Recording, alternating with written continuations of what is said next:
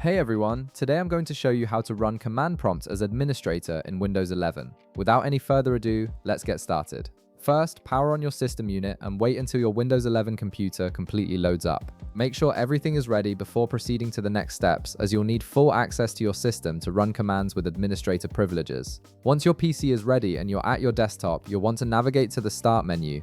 This is the Windows icon you'll find located within your taskbar at the bottom of your screen. Go ahead and click on it to open the Start menu. This is your main hub for accessing applications and system features in Windows 11. Now, once your Start menu has opened, you'll notice a search bar at the top. Type in CMD into this search field. As you type, Windows will automatically start searching for matching applications and files on your system.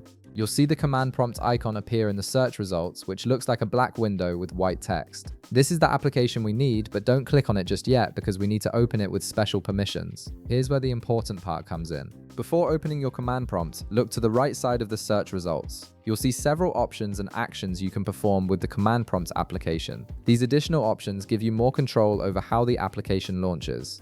Look for and click on the option that says Run as Administrator. This is crucial because it will open your command prompt window with administrator privileges, which gives you full system access to execute advanced commands, install software, modify system settings, and perform tasks that require elevated permissions. Once you click Run as Administrator, Windows may prompt you with a user account control dialog asking if you want to allow the app to make changes to your device. Click Yes to proceed. Your command prompt window will then open with administrator rights, and you'll notice the title bar at the top will say Administrator: command prompt, confirming you have the elevated permissions needed for system level tasks. And that's it.